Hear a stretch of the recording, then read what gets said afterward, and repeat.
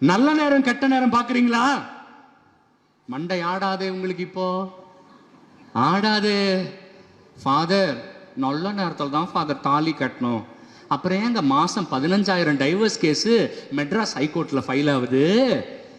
எத்தனை case? 15,000 divorce case. எல்லாமே நல்ல நேரத்தில் கட்டினது தானங்க. ஏங்க டைவர்ஸ் ஆகுது?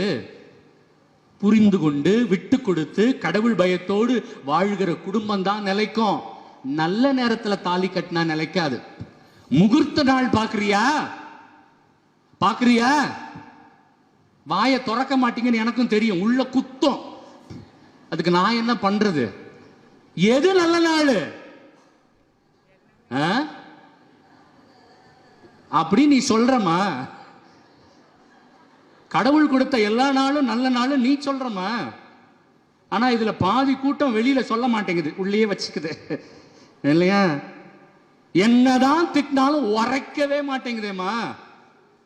இணை சட்டம் 18வது அதிகாரம் 10வது வசனத்திலிருந்து உங்களுக்கு ஒருவேளை டைம் இருந்துச்சுன்னா, எப்படி ஒருவேளை, ஏன்னா செல்போன் பார்க்க நேரம் அதிகமாக இருக்கும், டிவி பார்க்க நேரம் இருக்கும், சினிமா பார்க்க நேரம் இருக்கும், பைபிள் வாசிக்க நேரம் இருக்காது. அதனால ஒருவேளை டைம் இருந்தால் இணை சட்டம் 18:10 வாசிங்களேன்.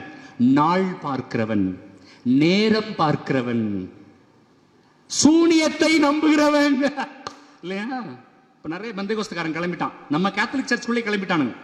நீ ஏன் தெரியுமா? நல்லால உன் பக்கத்து வீட்டுக்காரன் சூனியம் வச்சுட்டான். காலையில வெளியில வந்து பார்த்து எலுமிச்சம்பழம் இருந்துச்சா? ஆமா சாமி. தயவு செய்து எடுத்து வந்து சாமிநாதன் தந்தையிடம் கொடுத்து விடுங்கள். வெயிலில் எங்களுக்கு எலுமிச்சம்பழம் கிடைப்பது கிடையாது. ஜூஸ் போட்டு குடிக்க வாய்ப்பு வசதியாக இருக்கும். சூனியத்தை நம்புகிறவன், மந்திரங்களை நம்புகிறவன் உங்களிடையே இருக்கக்கூடாது. நாள் பார்க்கிறவன், நேரம் பார்க்கிறவன், ஜோசியத்தை நம்புகிறவன், இவர்கள் எல்லாரும் கடவுளுக்கு அருவருப்பானவர்கள். கவனிச்சிங்களா அந்த வார்த்தைய? கடவுளுக்கு கல்யாணம் தப்பா நல்ல நேரத்தில் கட்டின அந்த கல்யாணம் கடவுளுக்கு அருவருப்பானது. போதுமா? படிச்ச உடனே ஒரு சிலருக்கு திமிர் வந்துருது பிரியமானவர்களே. செல்வம் வந்த உடனே திமிர் வந்துருது இல்லையா? நம்ம வாழ்றதெல்லாம் அவர் போட்ட பிச்சைங்க. கரெக்டுங்களா? அவர் போட்ட பிச்சை.